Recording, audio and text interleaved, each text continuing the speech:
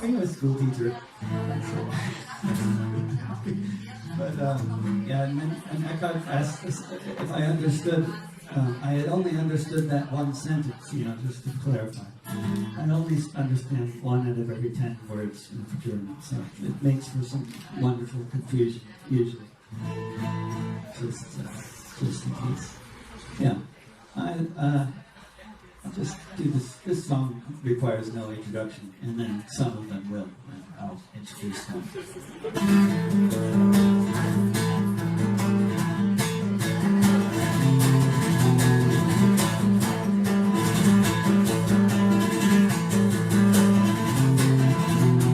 When you're working 2 jobs and living in a tent, when a house costs $1 million and you can't pay the rent, when politicians say they'll help, but it keeps getting worse each time the landlord lobby pulls the strings of the purse. When the human right to housing isn't even part of the debate, you're living in a failed state.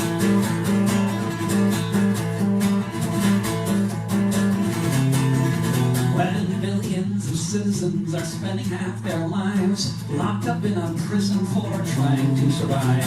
When laws must be broken just to have place to stay. When the prisons pay the senators to look the other way. If you have to be a criminal to put food upon your plate, you're living in a failed state.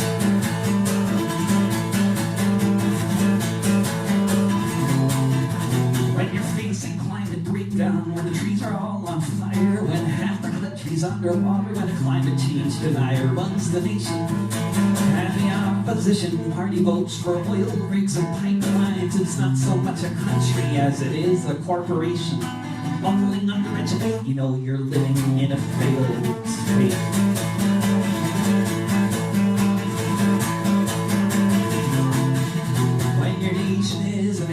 Facing daily blowback, and the only thing your leaders can think to do is attack. Bipartisan consensus that we need to spend $700 billion before the year's end on a military budget to make America great. You're living in a failed state.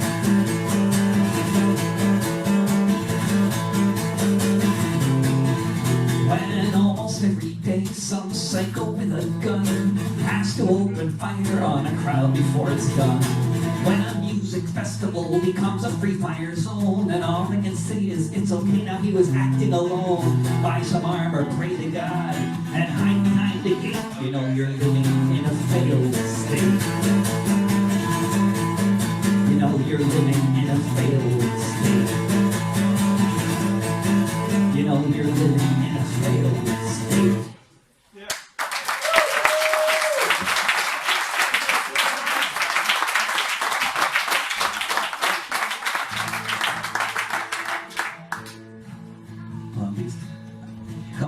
I saw at the Venezuela demonstration earlier, which I was at, which was very much smaller than the demonstration for Rojava, which I discovered by accident as I was looking around for an iPad stand.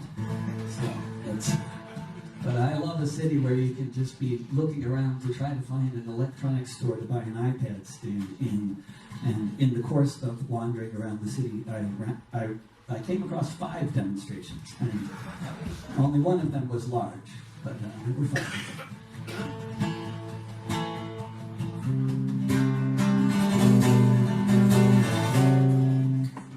Chavez was elected, like every time he ran. When his socialists took power, that's when the changes began.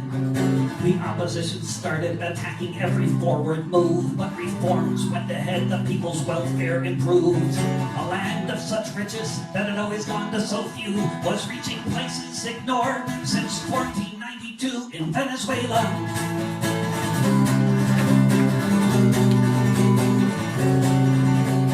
Millions poured into the streets to stop the coup back then. They got the man that they elected back into power again. The Bolivarian Revolution became famous worldwide. Soon other socialist governments swept in at a red tide. Between the Cuban doctors and the Venezuelan oil, millions got medical care. Millions tilled the soil of Venezuela.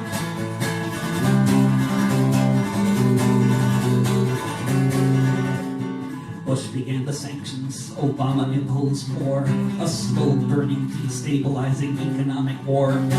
Following the formula of the Chicago boys team, used in many places to make economies scream. Oil prices plummeted, foreign holdings locked, invasions being planned, negotiations blocked in Venezuela.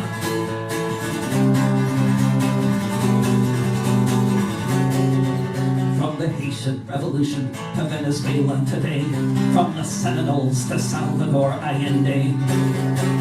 Look at their ankles, you'll see the chains, imperial vampires, open veins. Those who stand up to the business elite, who cannot stand to see the workers in the driver's seat in Venezuela.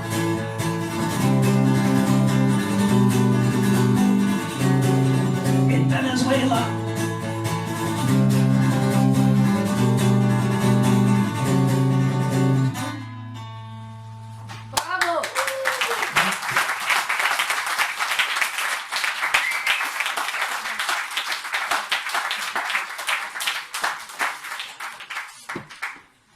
There's sometimes, you know, there could be things happening, even big things happening, and you don't know what the results will be. And you may never know. But then sometimes you find out 40 years later. And there was a Belgian-Chilean filmmaker who was working on a film, and he came across some information that the labor action in Scotland in the 1970s had much more impact than anybody had known back at the time. This is what happened in 3 minutes riding. Jet fighters bombed the palace. We all watched it on TV. The 11th of September, 1973. All across the world, people cried in vain as we heard stories of the students being tortured and slain. Stories of the workers, shop stewards, and the rest being slaughtered at the new dictator's behest. Labor groups condemned it, said they were on the workers' side, including all the engineers of East Kilbride. People organized a boycott of General Pinochet, who had overthrown Allende with a Hawker Hunter jet. Then a few months later, March of '74, Bob Fulton came to work at the Rolls-Royce factory floor. He looked at the orders that had come in that day and found crates with jet engines from Chile. Jet engines from the Air Force across the ocean wide, sent to be repaired in East Kilbride. It didn't take a minute for Fulton and his mates to come to the decision they would not touch these crates. Soon 4,000 Rolls-Royce workers voted they agreed to stand with the Chileans in their hour of need. Management decried them, the Tories screamed and cussed, but the Hawker Hunter engines were left to sit and rust. Nowhere else on earth were workers qualified to repair the engine sitting there in East Kilbride. It's often hard to know if you've changed anything a whit, but decades later a Chilean general would admit, for a time in Santiago there were no fighters in the sky, because the whole Chilean Air Force had not one jet that could fly. They may not have changed the world, this group of union engineers, but these crates of metal sat corroding for 4 years. So here's to British labor, how for 4 years it tried to do what could be done from East Kilbride. Jet fighters bombed the palace. We all watched it on TV. The 11th of September, 1973.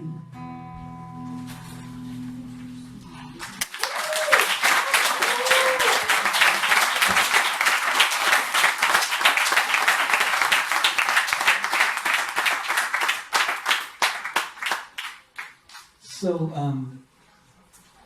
after the global financial crisis of 2008, all the crooked bankers who invented all these schemes that they fooled everybody with and made all this incredible, I mean, these people made all these horrible investments, and you know what happened. And no bankers went to prison in the United States so far, 0. But in the small island nation of Iceland, 40 bankers have gone to prison.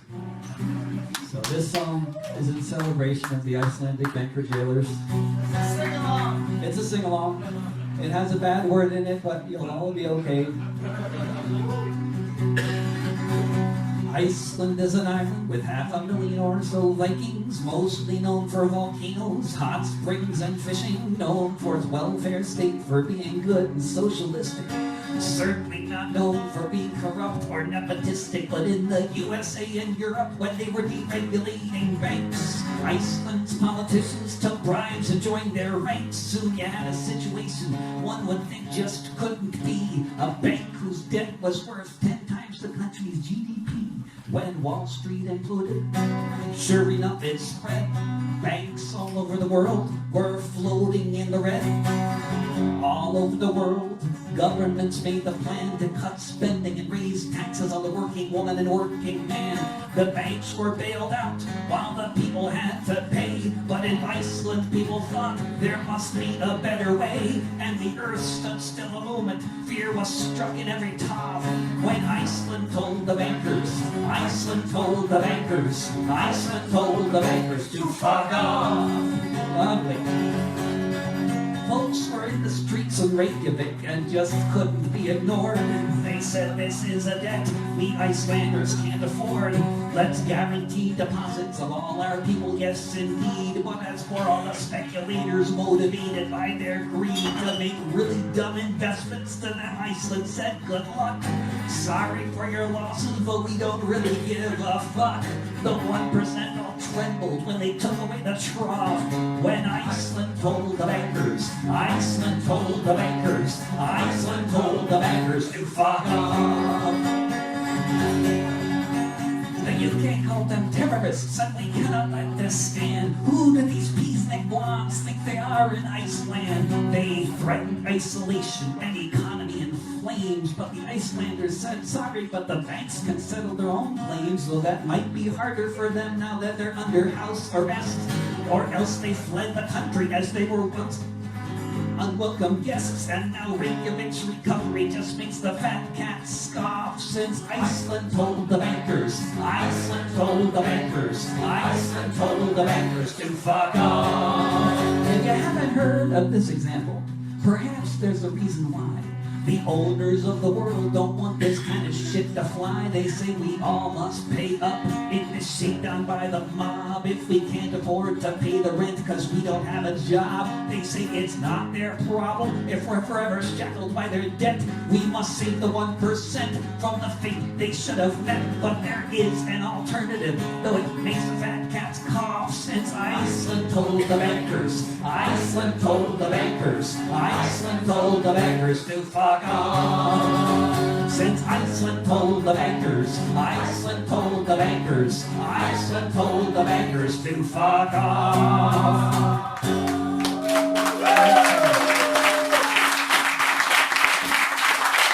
Beautiful.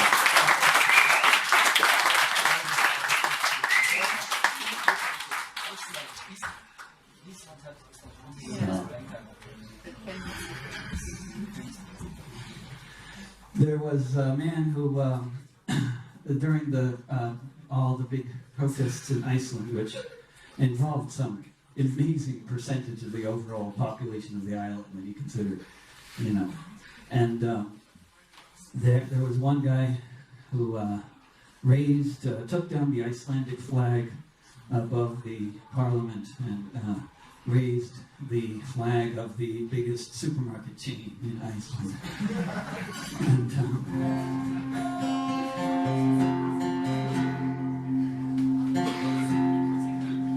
And that man was last seen in Syria.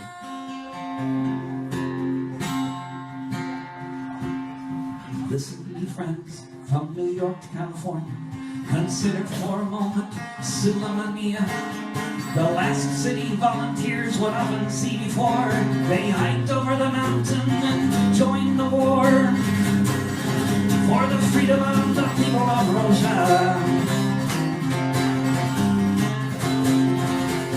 Enclave defended by RPGs and guns, wielded by Rojava's daughters and sons, along with scores of those who come from far and near, who learn to fire mortars so they can fight right here for the freedom of the people of Rojava.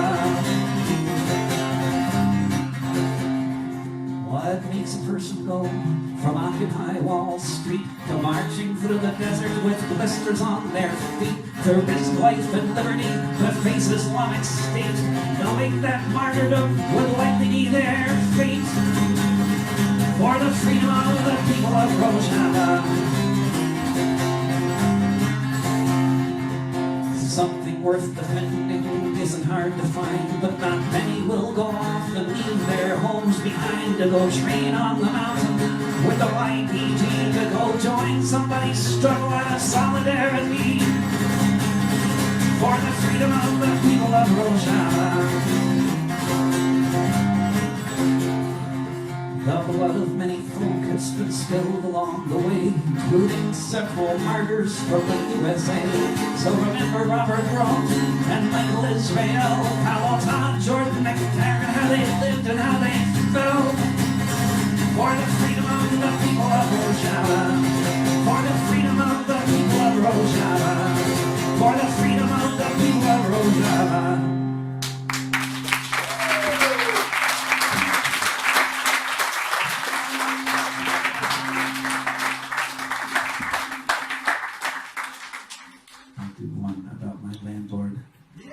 This is always a unifying factor. This is, I've discovered that whatever else people agree or disagree about, nobody likes the landlord.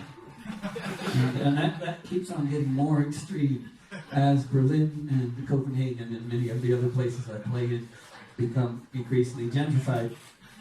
Which I always feel kind of good and bad about that. It's kind of like one of those things that, hey, I've written 23 songs about strangling landlords, so it's nice that they're becoming more popular, but it's a shame, too, that people can relate to my hostility towards my landlord. This has been a therapeutic process for me, writing songs about strangling my landlord in order not to strangle my landlord. That's the basic process, the basic, you know.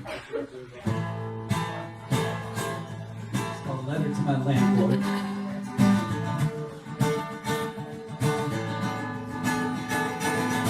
Writing you this letter because among the choices it's probably better than listening to voices raging in my head saying point and shoot, then after you're dead your face meets my boot. I don't know your name, it's better that way cause I can't play this game. Who knows what I'll say? I feel like I'm burning, I've had it up to here. It's time that you were learning the meaning of fear.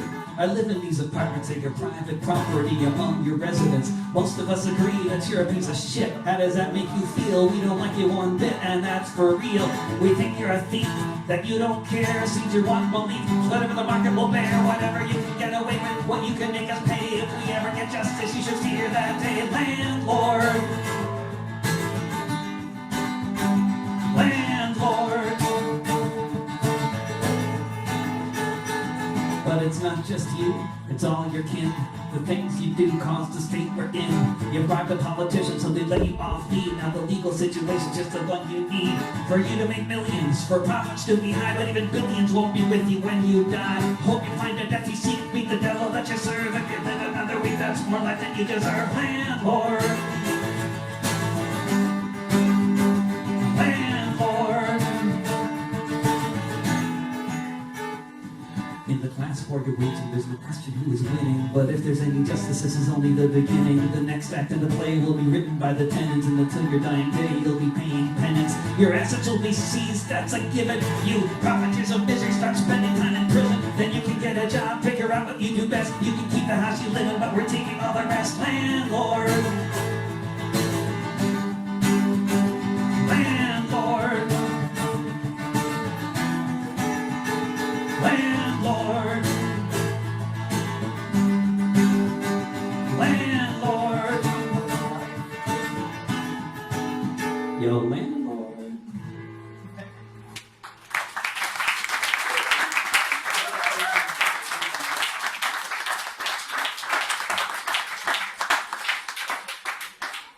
100 years ago was a very,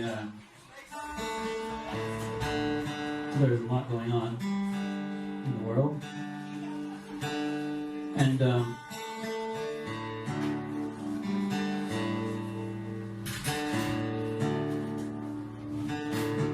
there were several general strikes in different cities in North America, all of which ended in massacres, which is notable. That, you know, the rules of the game are supposed to be with labor, you know, is supposed to be there's strikes and there's contracts and there's negotiations, but when it comes down to it, there's massacres.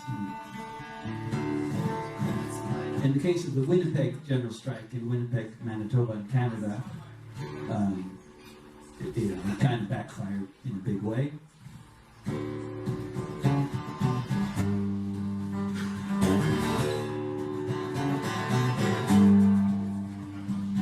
War came, men were drafted, many never made it back. Those who did discovered in their absence they got the sack. Tenements in squalor, both rats and people getting sick. What they had in common, life was short, death was quick. No one had a plan, what they were going to do. When all the men came back home and the ranks of the unemployed grew, the way the people had to live was no life at all, but it still came as a surprise. How many answered the call? If you weren't there, you'll never know just what it was like when the whole city went on strike.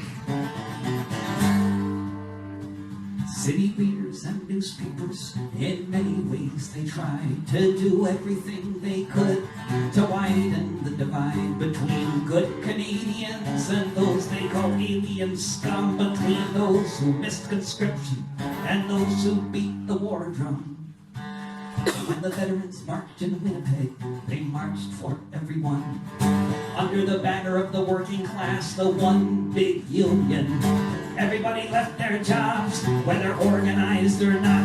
Even the policemen walked away, refused to embrace the ride. If you weren't there, you'll never know just what it was like when the whole city went on strike.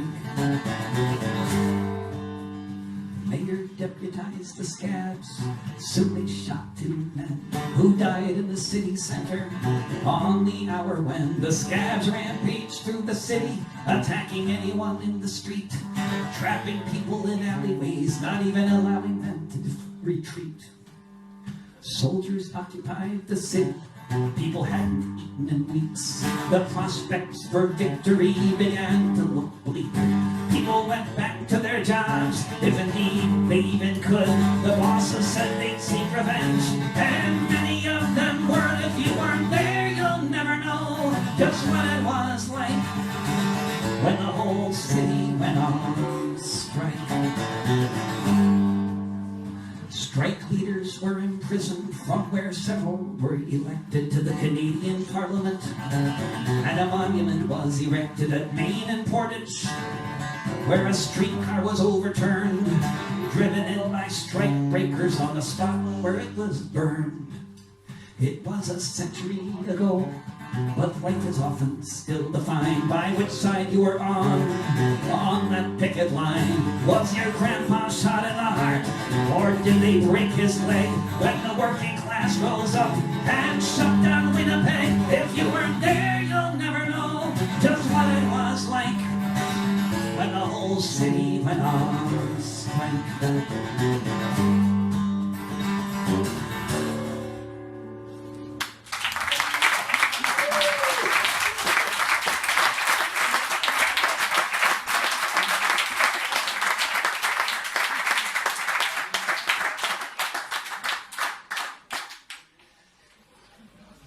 it is, I like obscure anniversaries, and it is also the anniversary this month, October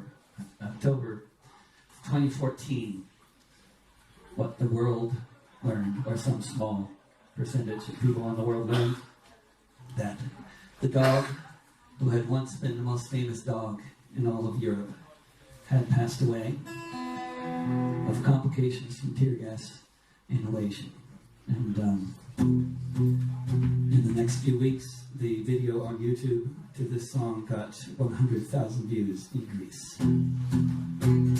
But I still don't have fans in Greece because it's a language video. But they like this song. And I'm very happy about that. Awesome folks started revolting. They've had enough of this shit. The rich are getting richer. They're saying that's it. But with Luke it's different, that's clear. As he emerges from the fog, let's hear it for Luke Hanikos, the riot dog. It's a fight between people, but he is no pawn. He knows exactly which side he's on. In the machine of capital, he is no cog. Let's hear it for Luke Hanikos, the riot dog.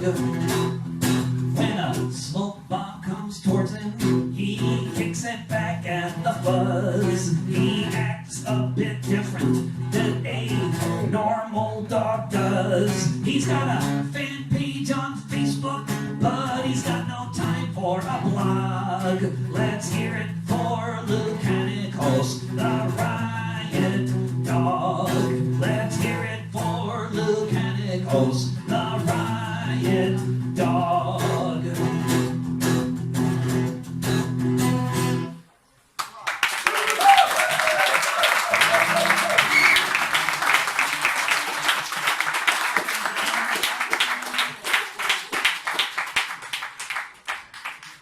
So I know it's impossible to keep up with developments in the United States, but one of the things that is going on is a trial where a man named Scott Warren in Arizona is facing a possible 20-year prison sentence if a jury finds him guilty. The last jury was a hung jury. It's not as good as it sounds. It just means they couldn't decide.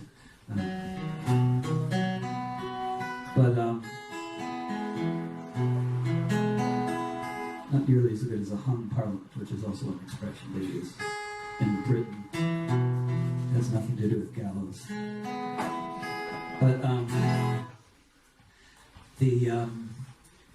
But Scott Warren is facing 20 years in prison for transporting, feeding, and clothing people without papers.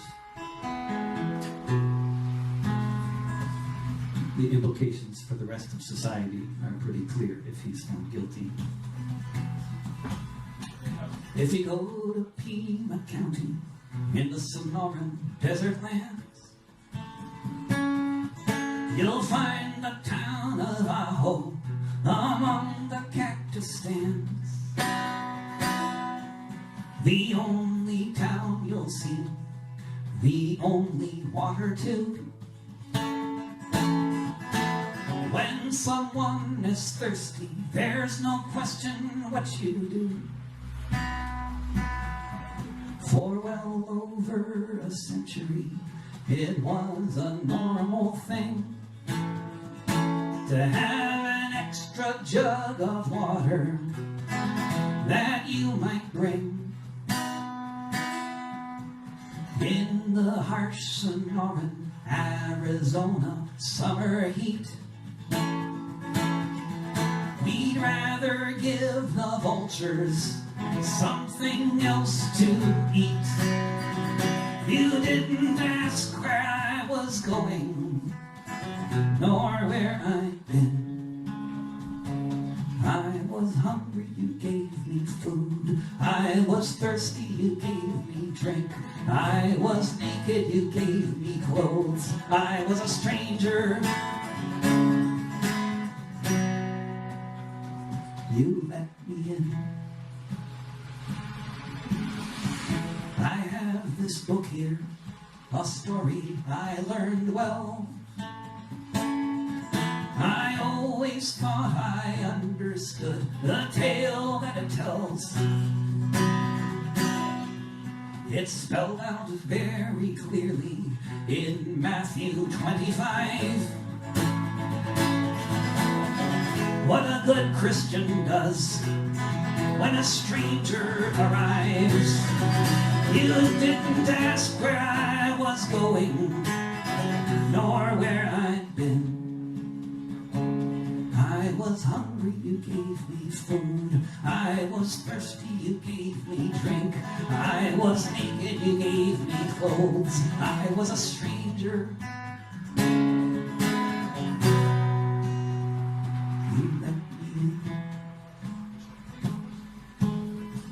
Now there's a crackdown with life and death on trial. The only place with water for 100 miles.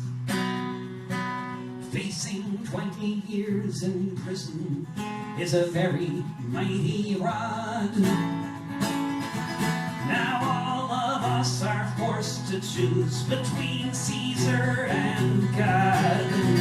You didn't ask where I was going, nor where I'd been. I was hungry, you gave me food. I was thirsty, you gave me drink. I was naked, you gave me clothes. I was a stranger, you let me in. You let me in. You let me in.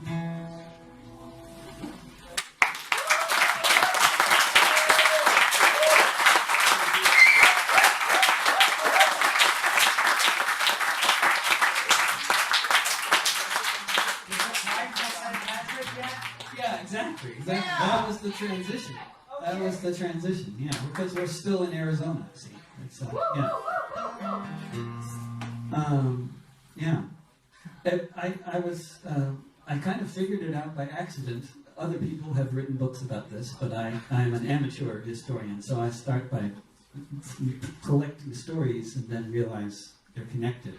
And then one day I realized every major foreign policy decision made by the United States government from the Revolution up until the Civil War, or just before the Civil War, was made primarily to defend the institution of slavery. This was true of the invasion of Florida in 1811, which was free Seminole territory, and the invasion of Canada in 1812, which did not go well at all for the invading forces, and the invasion of Mexico. And there were thousands of U.S. troops who deserted from the army as they got deeper into Mexico, realizing they were participating in an imperial land grab in a primarily Protestant army. And but there were 202 of them who not only deserted from the U.S. Army, but they joined the Mexican army. Most of them were Irish, some were Polish. They came from different places. My name is John Riley. I'll have your ear only a while. I left my dear home in Ireland. It was death, starvation, or exile. When I got to America, it was my duty to go. Enter the army and slog across Texas to join in the war against Mexico. And it was there, in the pueblos and hillsides, that I saw the mistake I had made. Part of a conquering army, with the morals of a bayonet blade. And there amidst all these poor dying Catholics, screaming children, the burning stench of it all, myself and 200 Irishmen decided to rise to the call. From Dublin City to San Diego, we witnessed freedom denied, so we Battalion, and we fought on the Mexican side. We formed the St. Patrick Battalion, and we fought on the Mexican side. We marched beneath the green flag of St. Patrick, emblazoned with Eringo brow. Right with the harp and the shamrock, and the Tad Power Republica. Just 50 years after Wolf Tone, 5,000 miles away, the gangs called us a legion of strangers, and they can talk as they may. But from Dublin City to San Diego, we witnessed freedom denied. So we formed the St. Patrick Battalion, and we fought on the Mexican side. We formed the St. Patrick Battalion, and we fought on the Mexican side.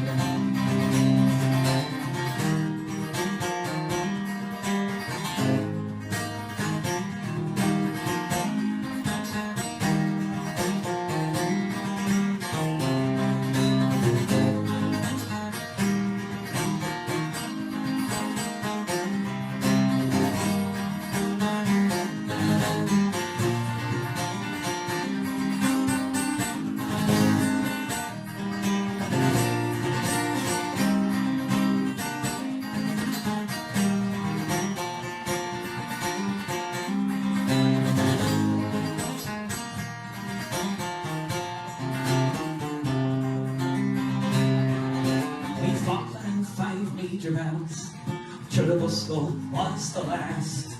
Overwhelmed by the cannons from Boston, we fell after each mortar blast. Most of us died on that hillside in the service of the Mexican state. So far from our occupied homeland, we were heroes and victims of fate.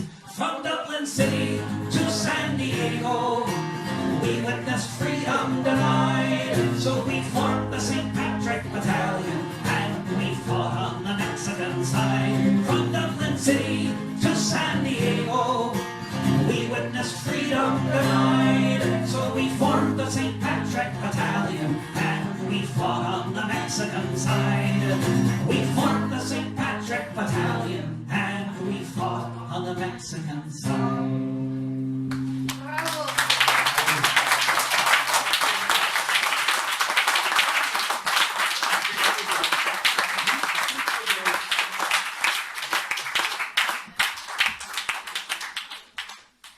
Well, there is a color theme in this room. It's not that dominant, except for on the chairs.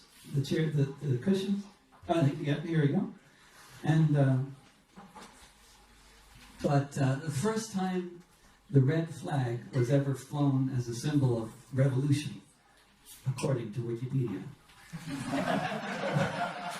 I have to say, because I don't know, really. They might be wrong. According to Wikipedia and according to many historians, but I don't know about all of them. But, you know, people often, historians too, often tend to like to say in the world when what they really mean is like in the country that they're studying, and then they think, oh, it must be the whole world, because as far as I can tell, you know, but then they turn out to be wrong.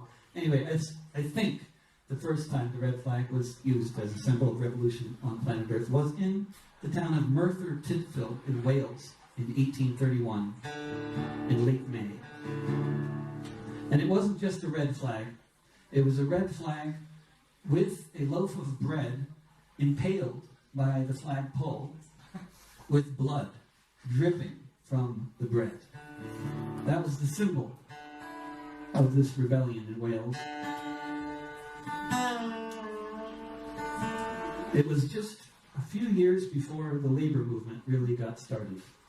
The labor movement, like the trade union councils of England and Scotland and Wales, got started a few years later in a big way. And then people had these ideas about striking and contracts. But before that, if they cut your wages, you know, there were certain other ways you could make things clear. Like with guns, knives, and yeah. So they didn't overthrow the government, just in case you're, you know, I don't want to spoil the ending, but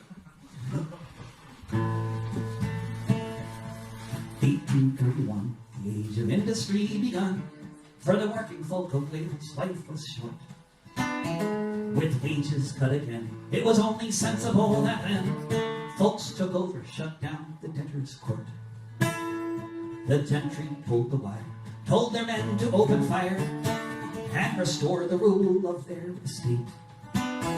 But as the night descended and the battle ended, the soldiers had all fled behind the gate.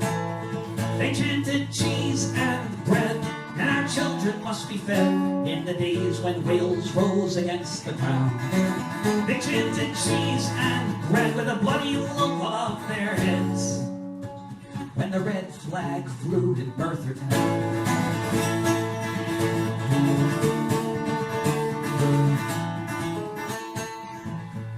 The message went out east and west to put the gentry to the test. The cavalry was ambushed and turned back. After so long playing defense, the time had come now when the workers were the ones on the attack.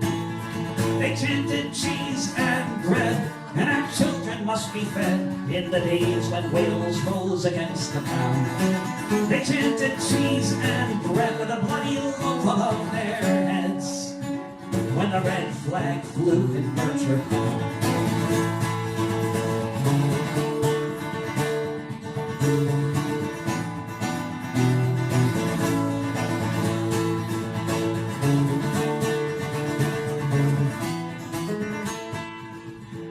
The crown sent soldiers by the score till order was restored.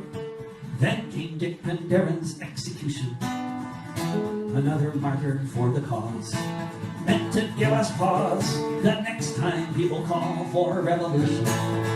They chanted cheese and bread, and our children must be fed in the days when Wales rose against the crown. They chanted cheese and bread with a bloody lump above their heads when the red flag flew in Merthyr Town.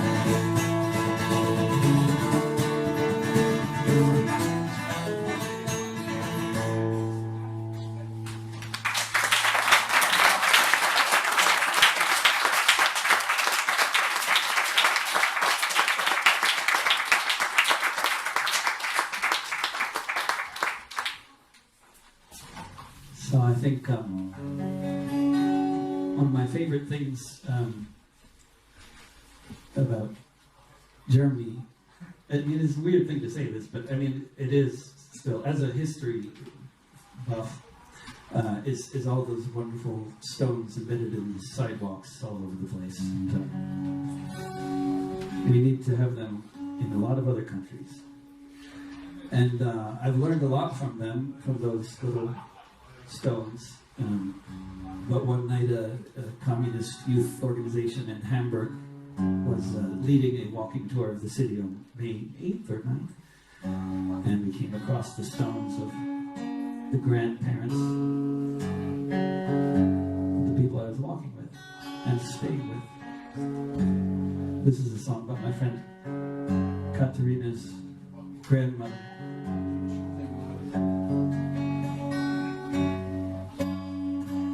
Who is also named Katerina.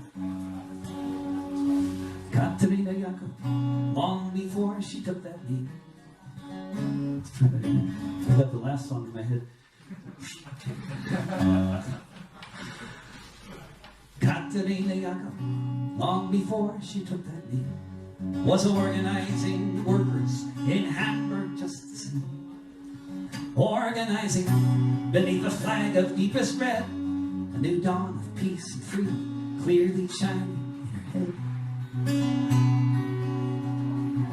Katerina Jakob first was sent to jail when the trappings of democracy all began to fail. She was frequently arrested in and out of custody while her first husband was in hiding from the Nazis.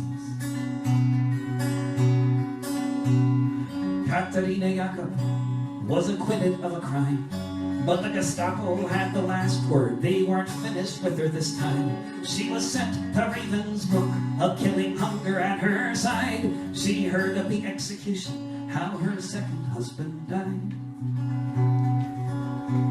For Katerina Jakob, the end was close at hand. She was on a death march with a ragged, starving band, marching through a forest, being led by the SS. What would happen hours later seemed impossible to guess. When the sun rose the next morning, it was the 1st of May, and they all sang the Internationale. They all sang the Internationale.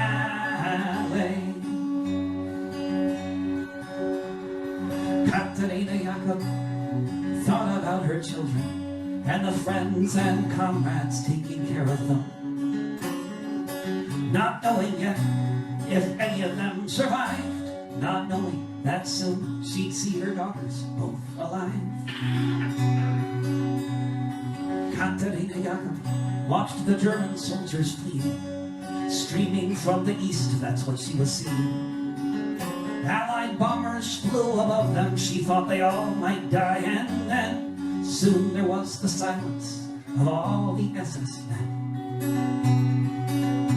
When the sun rose the next morning, it was the 1st of May, and they all sang the Internationale.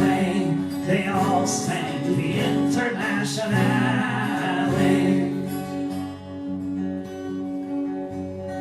Katerina Jakob saw red flags flapping in the breeze above the Russian tanks, and she fell upon her knees. And so many different voices in so many different tongues sang the most beautiful song that could ever have been sung. In German, Lithuanian, in Polish and in Dutch, a myriad of melodies as never had been such. In Russian and in Yiddish, Italian and French, emerged from the forest beneath the trench. When the sun rose the next morning, it was the 1st of May, and they all sang the Internationale. When the sun rose the next morning, it was the 1st of May, and they all sang the Internationale. They all sang the Internationale. Volke hört die Signale auf zum letzten Gefecht. Die Internationale erkämpft das Menschenrecht. Volke hört die Signale auf zum letzten Gefecht. Die Internationale erkämpft das Menschenrecht.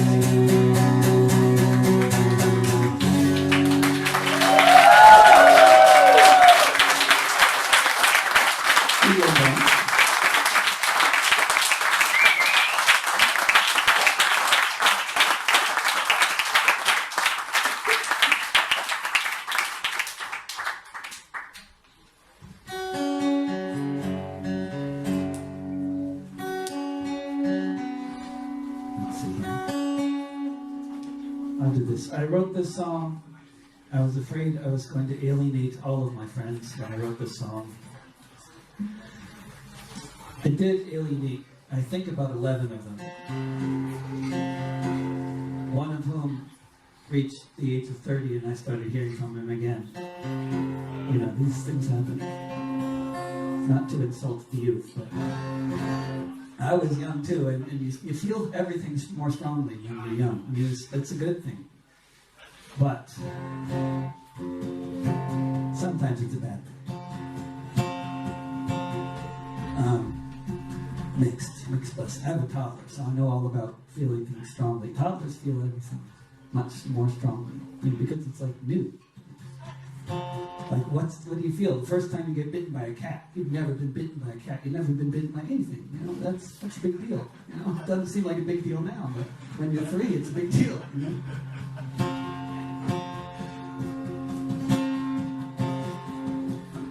An anarchist and a communist were in a car together. Who was driving? A cop. This is my favorite joke.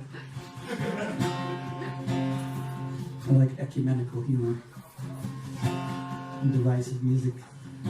I don't drive a car because they run on gas, but if I did, it'd run on biomass. I ride a bike or something skateboard. So fuck off all you drivers and your yuppie hordes sitting all day in the traffic queues. I'm a better anarchist than you. I don't eat meat, I just live on moldy chives or the donuts that I found in last week's dumpster dives. Look at you people in that restaurant, I think you are so sad when you could have been eating bagels like the ones that I just had. I think it is a shame all the bourgeois things you do. I'm a better anarchist than you. I don't wear leather and I like my clothes in black, and I made a really cool hammock from a moldy coffee sack. I like to hop on freight trains, I think that is so cool. It's so much funner doing this than being stuck in school. I can't believe you're wearing those brand new shiny shoes. I'm a better anarchist than you. I don't believe in leaders, I think consensus is the key. I don't believe in stupid notions like representative democracy. Whether or not it works, I know it is the case that only direct action can save the human race. So when I see you in your voting booth, then I know it's true. I'm a better anarchist than you. I am not a pacifist, I like throwing bricks at when the cops have caught me and I'm taking a few licks. I always feel lucky if I get a bloody nose, because I feel so militant and everybody knows by the time the riot is all through, I'm a better anarchist than you. I'm a better anarchist than you.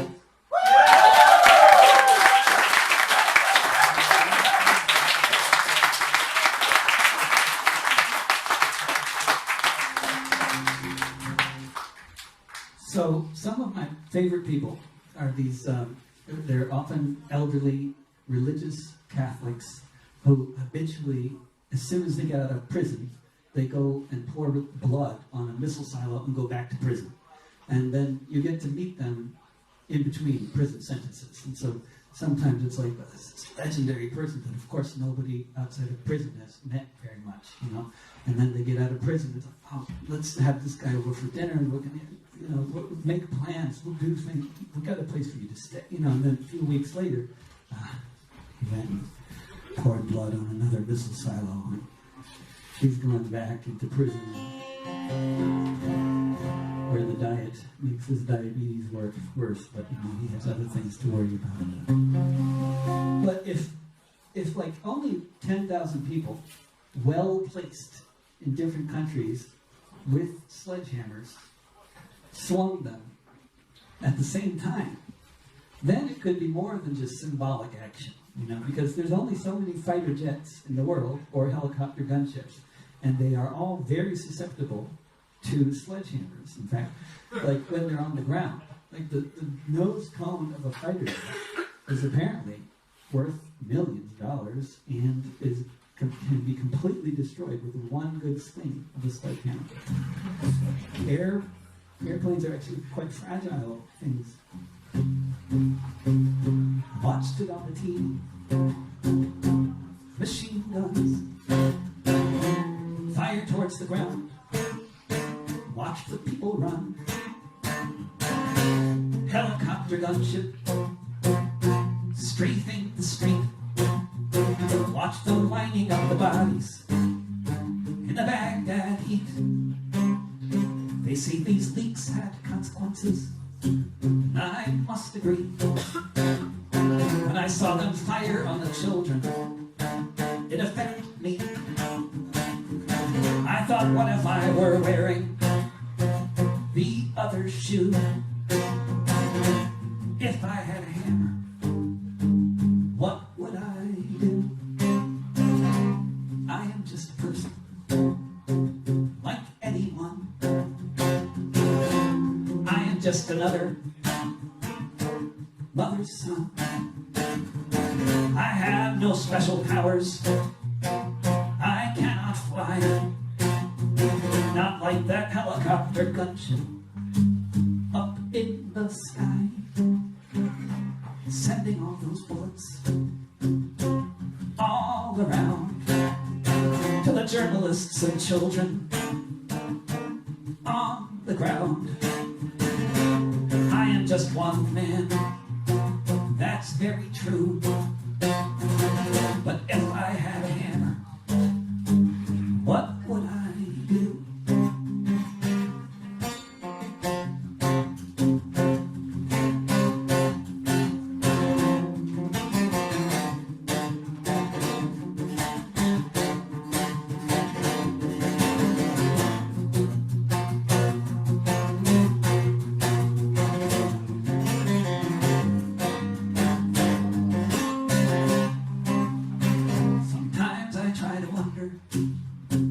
Why should I care? But then the answer seems so obvious. There are people down there. And right here in Queensland, there's an army base. And there's a helicopter gunship just sitting in place. There's a time for watching. There's a time to act. It's just gonna kill more children if it remains intact. I am just one person, but you are too. And if you had a hammer, what would you do? If you had a hammer, what would you do? So good. Thank you.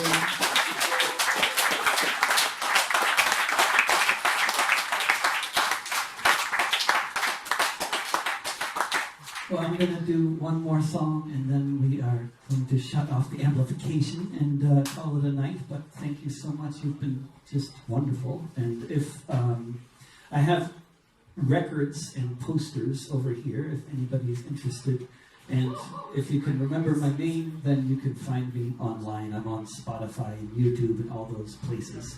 And I have a podcast, 2 podcasts, and a monthly live stream broadcast. So if you look for me online, you'll find those things. And Hitman out. and if you Hitman O. Hitman V. Hitman E. Hitman C. Hitman S. Was heißt der Name? Rovics. well, remember how to spell it now. That's a good technique. I gotta remember that. Yeah. I stole it from you. Sort of, not exactly.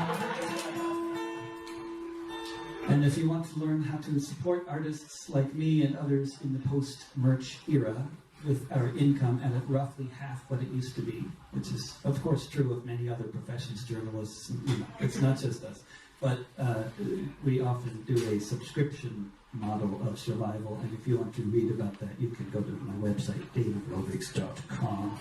There's your commercial announcement for the evening. You may not realize that as U.S. citizens, we're required to make commercial announcements when we leave the country on a 24-hour basis, so we lose our passports.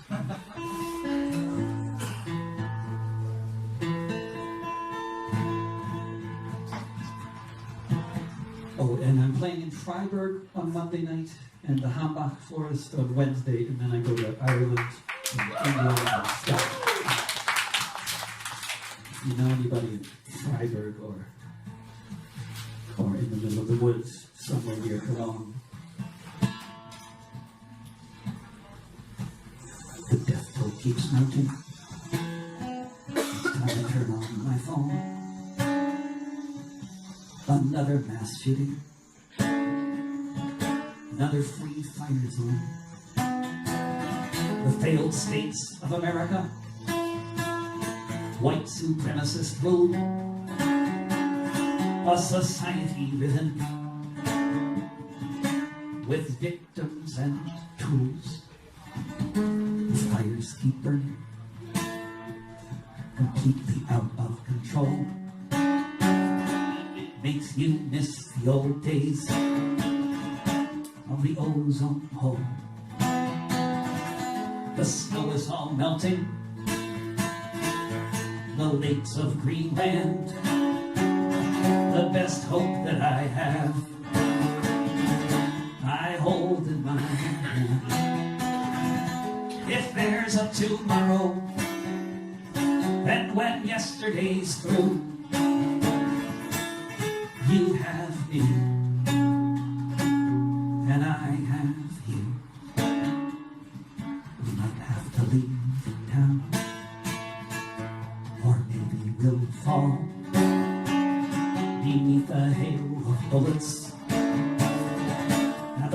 going on.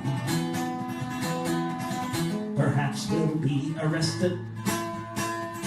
Perhaps they'll pass us by. But wherever we might be, when we look up at the sky, if there's a tomorrow, then when yesterday's through, you have me, and I have you.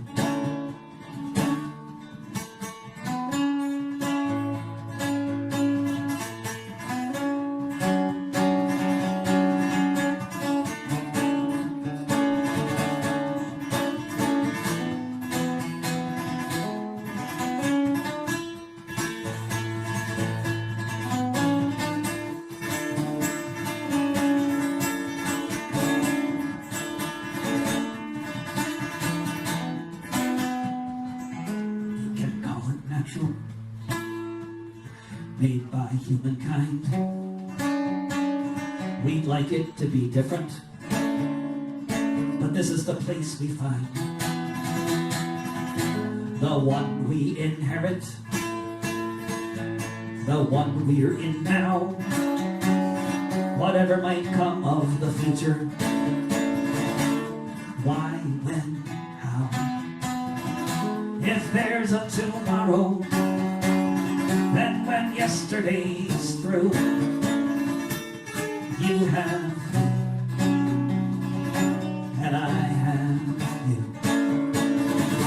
If there's a tomorrow, then when yesterday's through,